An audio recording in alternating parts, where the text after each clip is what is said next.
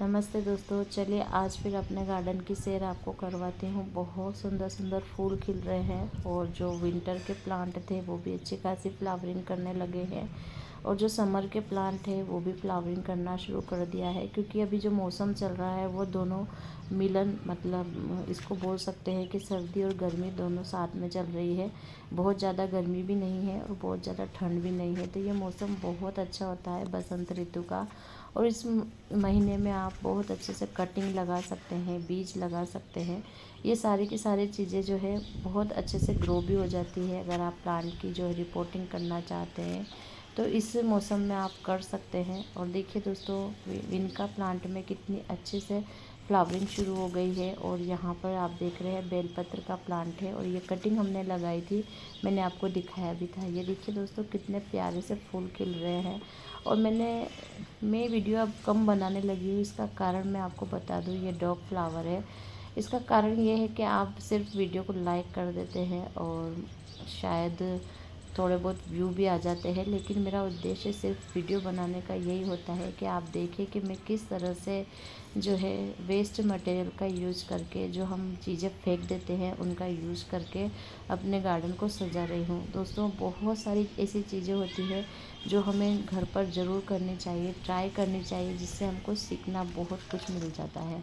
हम बहुत सारी चीज़ें वैसे ही फेंक देते हैं, चाहे प्लास्टिक हो जो वेस्ट समझकर हम फेंक देते हैं, चाहे हम घर के सब्जियों से निकले छिलके हो या फिर सूखी चीज़ों से भी छिलके निकलते हैं, जैसे नट्स वगैरह है, मूंगफली है, और भी बहुत सारी चीज़ें होती है जिसके छिलके होते हैं। राइस है, से मतलब जो चावल वगैरह निकाले जाते हैं, खेती की जाती है तो उसमें से जो छिलके होते हैं, गेहूँ निकाले जाते हैं उनके छिलके होते हैं, मूंग, चने और उड़द, जो भी चीज़ें होती हैं उनकी जो छिलके होते हैं, जो सूखी पत्तियाँ होती हैं, बड़े बड़े पेड़ जो होते हैं उनसे जो पत्तियाँ निकलती हैं उनसे आप खाद बना लीजिए। तो देखिए दोस्तों, प्रकृति इतनी ज़्यादा सुंदर है कि आप इनको वेस्ट चीज़ें देकर भी इनसे खूबसूरती ले सकते हैं और अपने दिल और दिमाग को सुकून दे सकते हैं। लेकिन आजकल ऐसा कुछ भी नहीं है, सबको पका पकाया माल चाहिए होता है। और मैं देख रही हूँ कि कोई भी मेहनत करना पसंद नहीं करते। दोस्तों, ये सारी की सारी चीज़ें मैंने बीज और कटिंग से ही लगाई है और ये अब सारे प्लांट आप देख सकते हैं कि किस तरह से ग्रो कर रहे हैं। कुछ टाइम पहले मैंने आपको दिखाया था कि देखिए मैं लेट हो गई हूँ बीज ग्रो करने में, तो मैंने अपने प्लांट को वैसे ही जो है खाद, या फिर आप देख सकते हैं कि वैसे ही मैंने कई बार इनकी रिपोर्टिंग भी आपके साथ शेयर की, किस तरह से इनको रिपोर्ट करना चाहिए।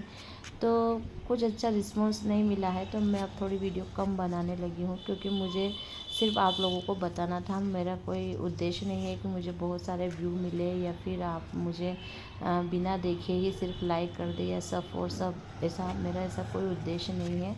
सिर्फ मैं आपको बताना चाहती हूँ कि देखिए दोस्तों, हम जो चीज़ें घर से फेंक देते हैं उनको आप अच्छे से ढंग से इन चीज़ों में उपयोग करके और आप अपना गार्डन तैयार कर सकते हैं। मेरे यहाँ जगह की कमी थी, तो मैंने छोटे छोटे गमलों को चुना और छोटी छोटी जो थैलियाँ होती है, जो आजकल सारे सामान आते हैं, हर चीज़ थैलियों में आने लग गए हैं प्लास्टिक में, और हम वैसे ही फेंक देते हैं। जो हम प्रदूषण का कारण हम ही लोग बन रहे हैं। तो इस प्रदूषण को रोकने के लिए हम थोड़ी सी पहल कर सकते हैं, या तो फिर आप प्लास्टिक का उपयोग कम कर दीजिए, या फिर नहीं करना चाहते हैं तो इस तरह से इन चीज़ों का प्रयोग कर सकते हैं। देखिए दोस्तों, प्लांट लगे हैं तो मिट्टी तो होगी ही, और आजकल कोई भी नहीं चाहता कि घर गंदा हो, तो थोड़ी सी साफ़ सफाई भी कर लें, क्या फ़र्क पड़ता है, थोड़ी सी मेहनत भी हो जाएगी। तो देखिए दोस्तों, ये सारा कमाल है वेस्ट मटेरियल का। मेरे लिए ये चीज़ें वेस्ट बिल्कुल भी नहीं है, लेकिन मैं आपको बताने के लिए बोल रही हूँ, क्योंकि ये मेरे लिए वो सोना है जिससे कि इस तरह से मेरी गार्डनिंग रेडी हो रही है। देखिए दोस्तों, चाह है वहाँ राह है, और मेरे यहाँ पर आज सारे विंटर के प्लांट हैं। और दोस्तों, ये सारे बीज से ग्रो हुए। मेरे यहाँ नर्सरी वगैरह तो कम ही, मतलब यहाँ पर कम ही प्लांट मिलते हैं, और मिलते भी है तो इतने कॉस्टली होते हैं कि हम खरीद नहीं पाते हैं। तो मैंने धीरे धीरे कर कर सारे बीज ऑनलाइन शॉपिंग की। एक बार लगाया नहीं लगे, 2 बार लगाया नहीं लगे, 1 साल ट्राई किया नहीं हुआ, अगले साल ट्राई किया, थोड़े ग्रो हुए, फिर धीरे धीरे अपने आप चीज़ें क्या है समझ में आने लग जाती है। तो वैसे ही देख सकते हैं विनका की बहुत सारी वैरायटी हो गई है। जैसे 2-2 3-3 प्लांट एक साथ कंबाइंड करके लगाए तो नया कलर निकल कर आया। ये देखिए बोगनविलिया कितनी अच्छी फ्लावरिंग हो रही है।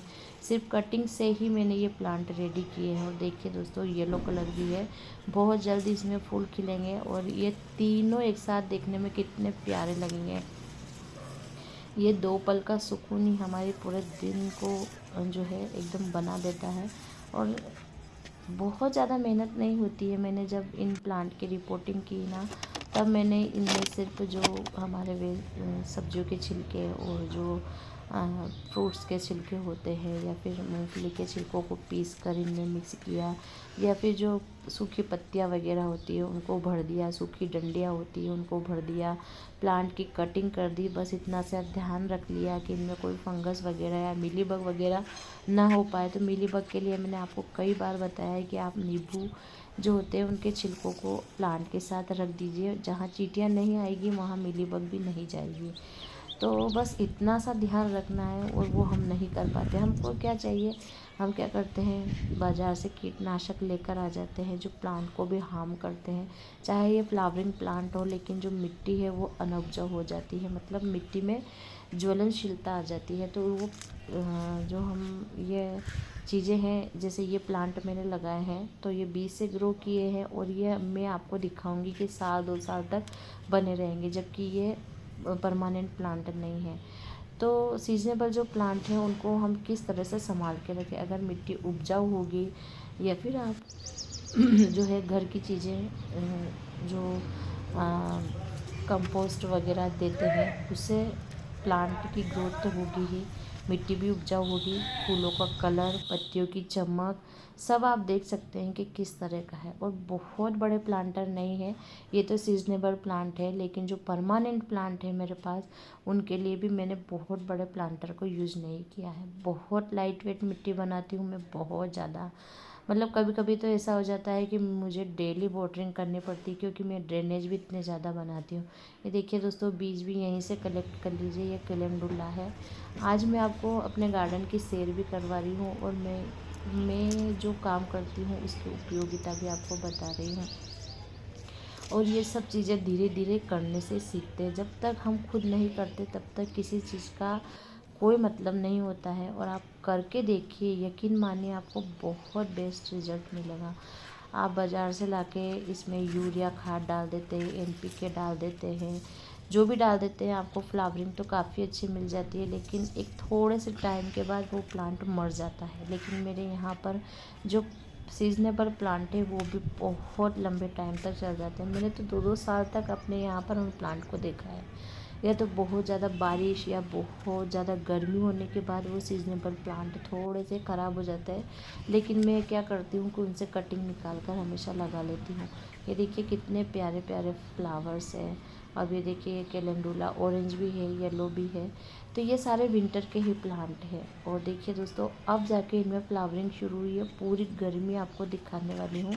और आप देखिएगा कि किस तरह, अगर आप गार्डनिंग का शौक़ रखते हैं, पेड़ पौधे लगाना या नेचर से आप जुड़े हुए हैं, तो आप इस तरह से ज़रूर कोशिश कीजिएगा, आपको बेस्ट रिज़ल्ट मिलेगा। ये अडेनियम की कटिंग आप देख सकते हैं, अभी कोटेक्स से अच्छे से रेडी नहीं हुआ है, लेकिन फ्लावरिंग बहुत अच्छी होने लगी है। और प्लांट की कंडीशन आप देख सकते हैं कि कितनी अच्छी है। एक और वो प्लांट लगा हुआ है, वो भी हमने कटिंग से ही लगाया। देखिए दोस्तों तेज़ धूप में प्लांट को रखना है तो आप वाटरिंग का हमेशा ध्यान रखिए। मिट्टी बहुत ज़्यादा सूख जाती है तो प्लांट मुरझाने लग जाते हैं, और फिर क्या हो जाता है कि प्लांट की एनर्जी थोड़ी सी लूज़ हो जाती है, ढीली पड़ जाती है, तो फिर प्लांट धीरे धीरे ग्रोथ करता है। तो बस एक दिन छोड़ के एक दिन अभी मैं वाटरिंग कर रही हूँ और थोड़े से टाइम बाद मैं डेली करूँगी। ये जो परमानेंट प्लांट हैं उनके आप ग्रोथ देख लीजिए, मधुमालती है, पारिजात है, कृष्ण कमल है, और जितने भी परमानेंट प्लांट हैं मैंने सबकी कटिंग कर दी थी। कुछ प्लांट बचे थे तो मैं उनकी कटिंग भी अब कर रही हूँ। तो करते करते ही मौसम बदल जाता है, पता ही नहीं चलता। ये देखिए ये टिकुमा तीनों तरह के टिकुमा हैं, ये येलो, ऑरेंज और पिंक, और ये देखिए वाइट अपराजिता। इसको मैंने पूरा डीप प्रूनिंग कर दिया था। ये है हमारा करी लीफ प्लांट और ये है हमारे पान के बेल।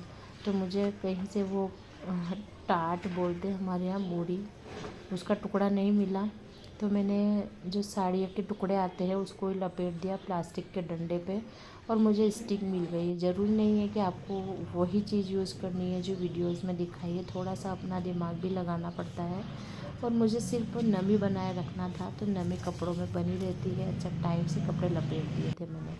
ये देखिए स्नेक्स प्लांट में भी फ्लावरिंग, जैसे आप देख सकते हैं कि सारे के सारे प्लांट, चाहे इंडोर है आउटडोर हो, कोई से भी प्लांट हो, सारे इतनी अच्छे से आप फूलों पे मत जाइए, आप इनकी पत्तियाँ देखिए, इनके कलर देखिए कि कितने प्यारे से निकल कर आ रहे हैं। अगर आप प्लांट को सही मात्रा में खाद दे रहे हैं और सही दे रहे हैं, जैसे आपको डॉक्टर बोलते हैं आप फ्रूट्स खाइए, सब्जियां खाइए, वेजिटेबल्स लीजिए ज़्यादा से ज़्यादा, तो फिर आप अपने प्लांट को भी दीजिए। जो आप अपने आप पर अप्लाई कर रहे हैं वो प्लांट पर भी करना है, तो फिर देखिए फिर आपके प्लांट क्यों ना ग्रोथ करेंगे। मैंने बहुत सारे लोगों के यहाँ देखा है वे प्लांट सिर्फ खड़े रहते हैं, पौधे लगे हैं, सिर्फ पौधे लगे हैं, ना उन पर धूल जम जाती है। कभी मैंने उनके यहाँ कलियाँ तक आते नहीं देखी है। प्लांट का शौक रखते हैं, फिर आप उसकी केयर नहीं करते तो फिर क्या है। तो सीज़न के हिसाब से इनकी पिंचिंग, प्रूनिंग, गुड़ाई और सारा काम करना होता है। तो धन्यवाद दोस्तों, बहुत बहुत।